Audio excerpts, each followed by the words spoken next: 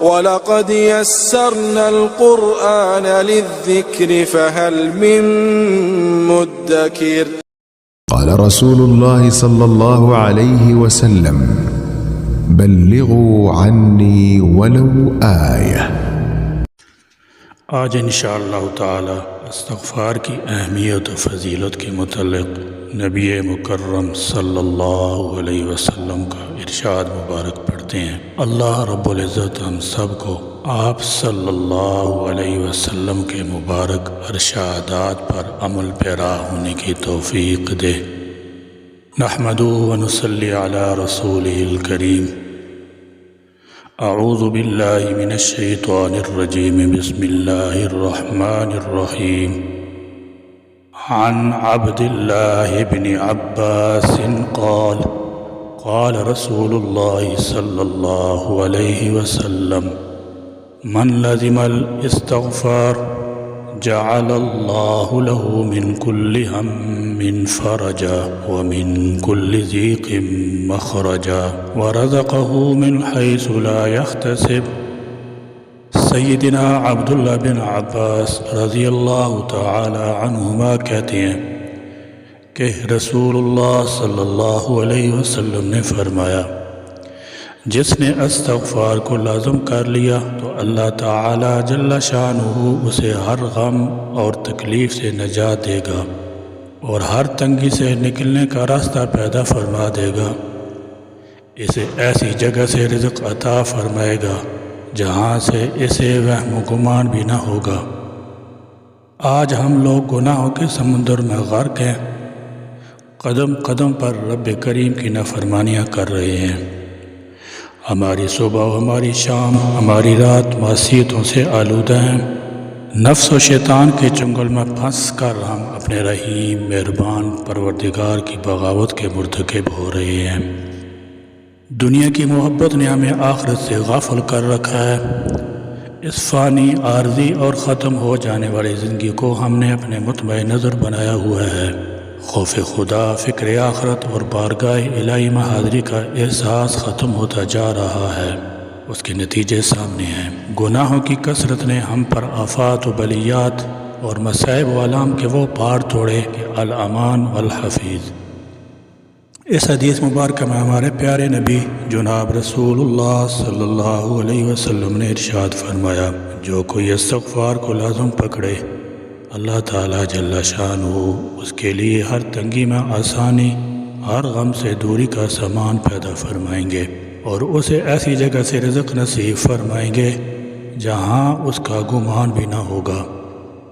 ہر انسان سے خطا، لغزش اور غلطی کا صدور ہو سکتا ہے، لیکن بہترین خطا کار اور گناہ گار وہ ہے جو اپنے کیے پر نادم و شرمسار ہو، جیسے اس حقیقت کا احساس ہو کہ میرا بد عمل محفوظ کر لیا گیا ہے اور میرا رب مجھ سے اس بارے میں یقیناً پوچھے گا۔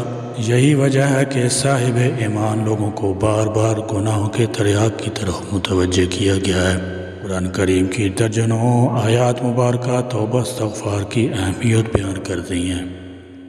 سینکڑوں احادیث مبارکہ میں انابت اور رجوع اللہ پر روشنی ڈالی گئی ہے۔ ایسا نہ ہو کہ بندہ گناہ کا ارتکاب کرنے کے بعد مایوس و پریشان ہو جائے، بلکہ کتاب مبین میں خطا کاروں کے واسطے صاف صاف اعلان کر دیا گیا ہے۔ اللہ کی رحمت سے نا امید نہ ہو، پھر سچے دل سے استغفار و توبہ اور باری تعالیٰ جل شانہ کے سامنے اقرار، پھر سچے دل سے توبہ، استغفار اور باری تعالیٰ کے سامنے اقرار معصیت کی خیر و برکات دونوں جہانوں میں نصیب ہوتی ہیں۔ استغفار کا عمل اللہ تعالیٰ جل شانہ کو بے حد محبوب ہے۔ جناب رسول اللہ صلی اللہ علیہ وسلم نے اپنے مبارک عمل سے بھی امت کو استغفار کی طرف متوجہ فرمایا ہے۔ ایک حدیث میں ارشاد فرمایا، اے لوگو، اللہ کے سامنے توبہ کرو، بے شک میں بھی دن میں 100 مرتبہ توبہ کرتا ہوں۔ بعض لوگ یہ کہتے سنائی دیتے ہیں کہ ہم توبہ کے باوجود گناہوں سے باز نہیں آ رہے، تو پھر ایسی توبہ اور ایسے استغفار کا کیا فائدہ؟ حالانکہ حدیث مبارک میں جناب رسول اللہ صلی اللہ علیہ وسلم نے ارشاد فرمایا، جو شخص استغفار کرتا ہے اسے گناہ پر اصرار کرنے والا نہیں سمجھا جائے گا، اگرچہ دن میں 70 مرتبہ وہ اس گناہ کا ارتکاب کیوں نہ کرے۔ اس کو روایت کیا ابو داود نے۔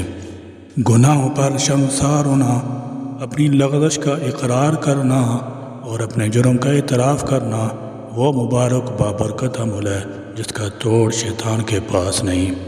اسی لیے ابلیس نے کہا میں انسانوں کے درمیان ایسی چیز پھیلاؤں گا جس پر انہیں استغفار کرنے کی نوبت ہی نہیں آئے گی۔ امام اوزاعی رحمہ اللہ فرماتے ہیں شیطان نے انسانوں میں خواہشات و تمناؤں کو پھیلایا جسے کوئی گناہ نہیں سمجھتا اور اس پر استغفار بھی نہیں کرتا۔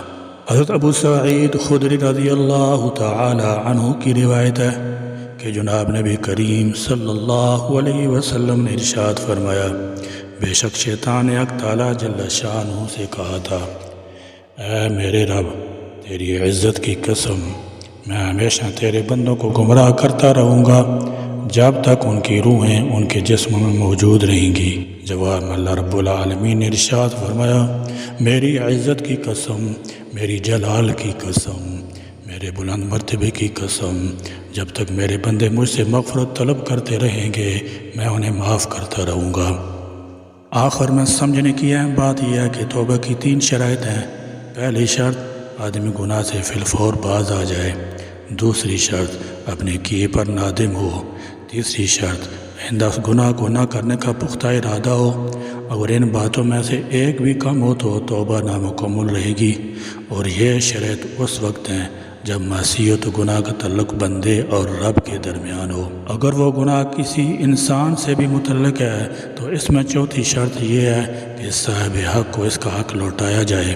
اللہ تعالی ہمیں کثرت استغفار کی توفیق عطا فرمائے، آمین یا رب العالمین۔ وآخر دعوانا ان الحمد للہ رب العالمین۔